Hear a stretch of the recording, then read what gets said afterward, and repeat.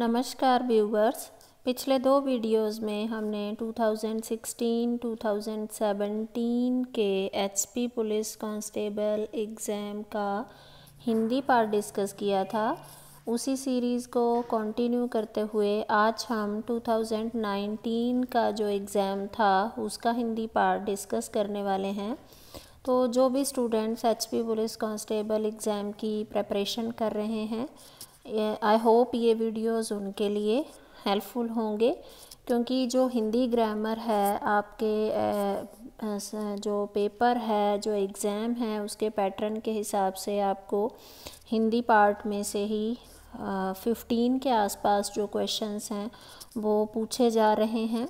और हिंदी ग्रामर जो है वो आप अगर 6th 7th 8th स्टैंडर्ड वगैरह की ग्रामर हिंदी की पढ़ें तो आपको इसमें काफ़ी हेल्प हो जाएगी, क्योंकि हिंदी ग्रामर में कोई बहुत ज़्यादा डिफ़िकल्ट पार्ट जो है वो नहीं पूछा जाता है, बहुत सिंपल सी चीज़ें पूछी जाती हैं।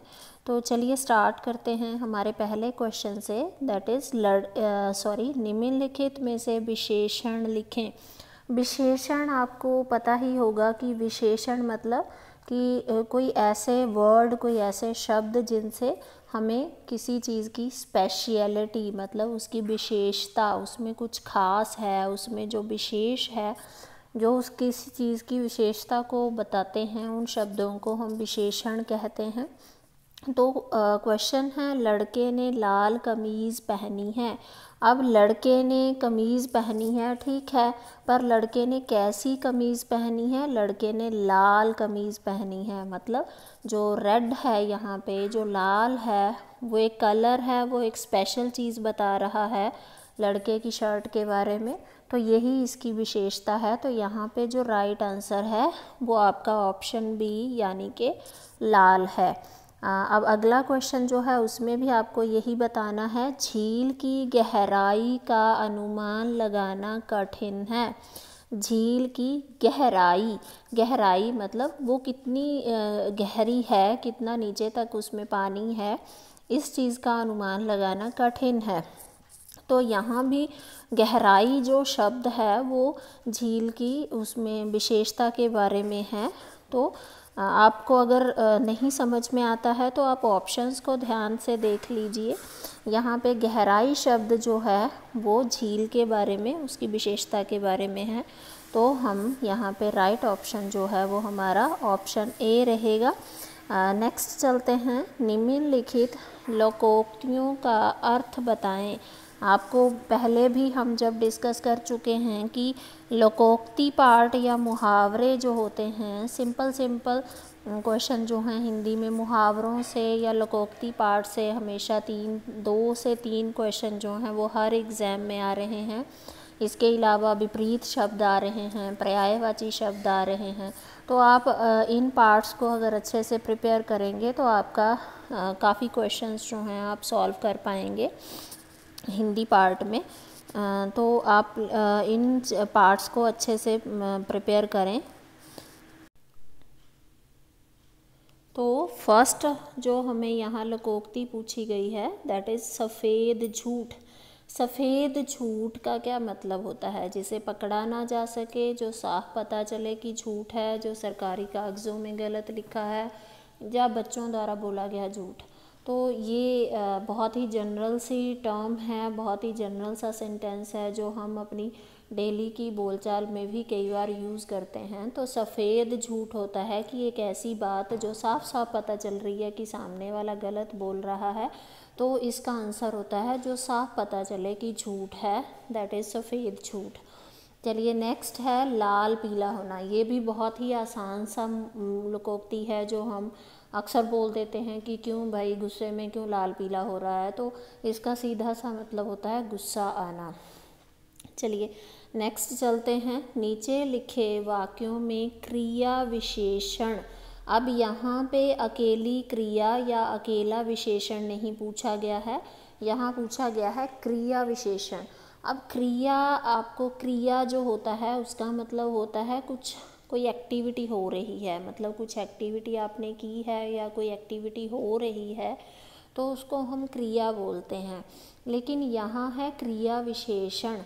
मतलब वो एक्टिविटी हो रही है लेकिन उसमें स्पेशल क्या हो रहा है, उसमें एक स्पेशलिटी क्या है, उसकी विशेषता क्या है, कि अगर कोई काम हो रहा है या कोई क्रिया हो रही है तो उस क्रिया में स्पेशल क्या हो रहा है, वो यहाँ आएगा क्रिया विशेषण। क्रिया विशेषण होते हैं ऐसे शब्द जिनसे क्रिया की विशेषता का पता चलता है, मतलब क्रिया में क्या स्पेशल हो रहा है, क्या विशेषता है उसकी, वो पता चलता है। हादसे के बाद मैं वहाँ से सरपट भागा।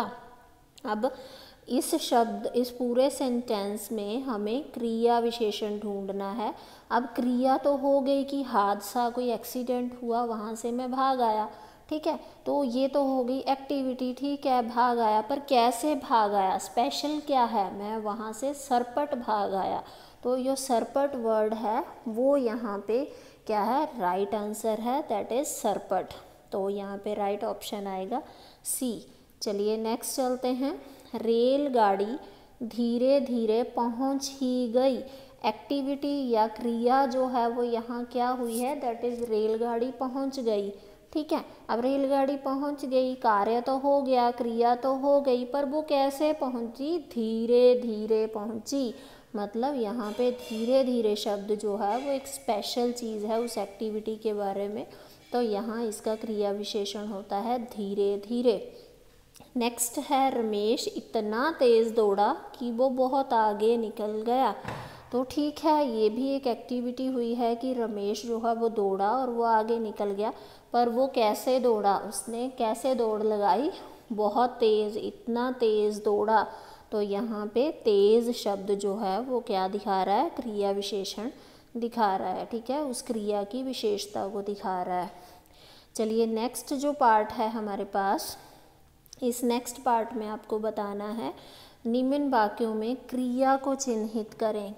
क्रिया, अब इन वाक्यों में आपको क्रिया के बारे में बताना है, यानी कि क्रिया क्या होता है, जिन शब्दों से किसी कार्य का होना, किसी काम का होना या करना पता लग रहा हो कि हाँ ये काम हुआ है। ऐसे शब्द जिनसे हमें ये पता चल रहा है कि कोई काम हुआ है या काम किया गया है, उनको हम क्रिया कहते हैं।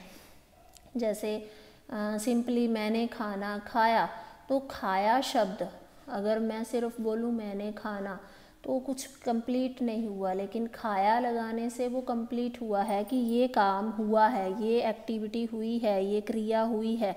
तो खाया शब्द जो है वो यहाँ पे क्रिया होती है।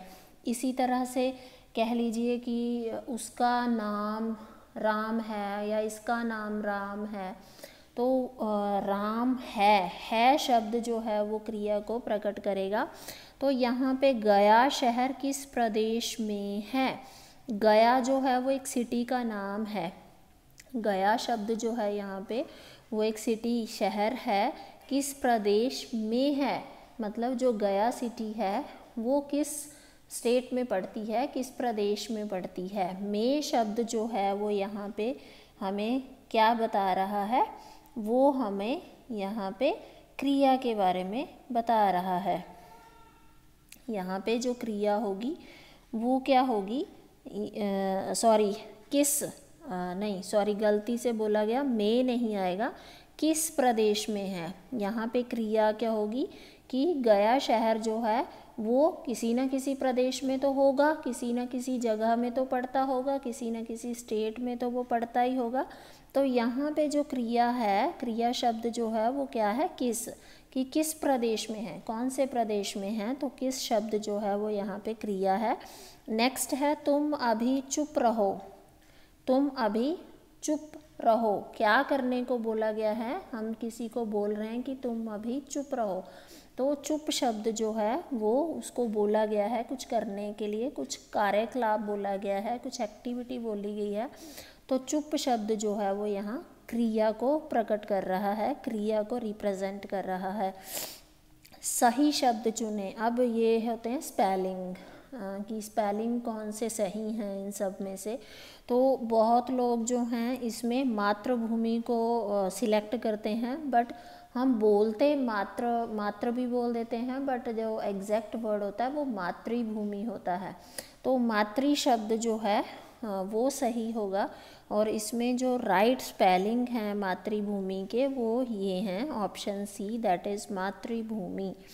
अगला जो पार्ट है, अगला जो क्वेश्चन है, उसमें भी हमें राइट स्पेल्ड जो भी इनमें से है वो बताना है। तो ये देखिए, आप ध्यान से देखिए, सूर्य ग्रहण, सूर्य, ये ग्रहण, हर किसी में अलग अलग तरह से लिखा है, पर जो राइट स्पेल्ड है वो बी है, दैट इज़ सूर्य ग्रहण। चलिए नेक्स्ट है हमारे पास, अवनी का विपरीतार्थक शब्द चुने। विपरीतार्थक और समानार्थक या पर्यायवाची, ये बार बार हर एक पेपर में 2 से 3 क्वेश्चन जो हैं वो आ ही रहे हैं। तो आप इस पार्ट को, लोकोक्ति मुहावरे वाले पार्ट को तो हर हाल में बहुत अच्छे से प्रिपेयर करिए। अवनी का विपरीतार्थक शब्द चुने। अवनी का मतलब होता है धरती या भूमि या पृथ्वी, ठीक है। तो अवनी शब्द का उल्टा आपको पता है, अवनी का उल्टा, अब धरती होती है तो धरती का उल्टा तो आसमान ही होगा, आकाश ही होगा। तो अगर आप यहाँ ऑप्शंस को देखें तो आकाश, नभ, आसमान, अंबर, ये एक तरह से आसमान या आकाश के ही पर्यायवाची हैं सारे के सारे। तो वैसे तो यहाँ पे एक ऑप्शन होना चाहिए था, ऑल ऑफ द अबव, है ना, सारे ही, पर इन्होंने कोई ऑप्शन नहीं दिया है। तो अगर हम हिंदी ग्रामर की बुक को देखें तो वहाँ पे अवनी शब्द का जो विपरीतार्थक शब्द है वो है अंबर। तो आपको यहाँ पे फिर अंबर पे टिक करना होगा। चलिए नेक्स्ट चलते हैं। इन मुहावरे, देखिए पहले लोकोक्तियाँ आई थी, अब मुहावरे आ गए हैं। तो मुहावरे जो हैं इनका मीनिंग बताना है। 36 का आंकड़ा, ये बहुत ही जनरल से मुहावरे, जनरल सी लोकोक्तियाँ हैं जो हम डेली सुनते भी हैं, कई बार बोलते भी हैं। 36 का आंकड़ा आपने सुना ही होगा। गहरी दोस्ती, गणित में ज्ञानी, पक्की दुश्मनी, थोक में भाव करना, ये सब नहीं होता है, सिर्फ इसमें पक्की दुश्मनी, जब कोई आपका बहुत ही, जिसको आप गुस्सा रखते हैं, जिसके साथ आप दुश्मनी रखते हैं, तो उसके साथ ये वर्ड बोलते हैं कि मेरा उसके साथ 36 का आंकड़ा है, तो इसका मतलब होता है पक्की दुश्मनी। नेक्स्ट है आसमान सिर पर उठाना। ये हम कई बार घर में बच्चों को भी बोल देते हैं, क्यों आसमान सिर पे उठा रखा है, कि तो आसमान सिर पे उठाना मतलब सबको तंग करना। सिंपल सा मुहावरा है जिसका सिंपल सा मीनिंग है।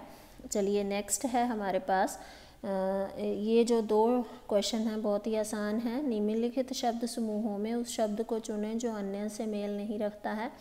इसको आप हिंदी का पार्ट भी ले सकते हो, या इसको एज अ लॉजिकल और रीजनिंग पार्ट जो होता है हमारे पास एग्ज़ाम में, एप्टीट्यूड पार्ट जिसको हम बोलते हैं, उसमें भी आ जाते हैं ऐसे क्वेश्चन। पर ये दोनों ही हिंदी में इन्होंने लिखे हुए हैं तो हम इसको हिंदी का पार्ट मान लेते हैं। तो जूता, चप्पल, मोजे और बेल्ट, इसमें अलग बताना है आपको जो बाकियों से मेल नहीं खाता है। अब देखिए, जूता, चप्पल और मोजे तीनों ही पैर में पहनने के लिए होते हैं, बट जो बेल्ट होती है हमारी वो पैरों में नहीं पहनी जाती है। तो इन सब से ऑपोजिट जो अलग है वो बेल्ट ही है। और नेक्स्ट है हमारे पास नदी, झील, वर्षा, तालाब। अब इसमें अलग क्या है, वैसे तो ये चारों के चारों ही वाटर, पानी के स्रोत होते हैं, पानी मिलता है हमें इन सब से, पर जैसे नदी है, झील है, तालाब है, इन सब में पानी जो है वो बारिश की हेल्प से भरता है, ठीक है। ये धरती पे पानी के रिसोर्सेज होते हैं, ठीक है, पानी को स्टोर करने के लिए एक तरह से होते हैं, लेकिन जो बारिश होती है उसकी वजह से ये भरते रहते हैं। तो वर्षा जो है वो इन सब में यहाँ पे बाकियों से मेल नहीं खा रहा है, मतलब ओड है इन सब में से। तो यहाँ पे राइट आंसर जो है वो वर्षा होगा। तो यही था हमारा इस पेपर में हिंदी का पार्ट। तो इस तरह के और वीडियोस देखने के लिए लाइक करें, शेयर करें, सब्सक्राइब करें। Thank you, have a nice day.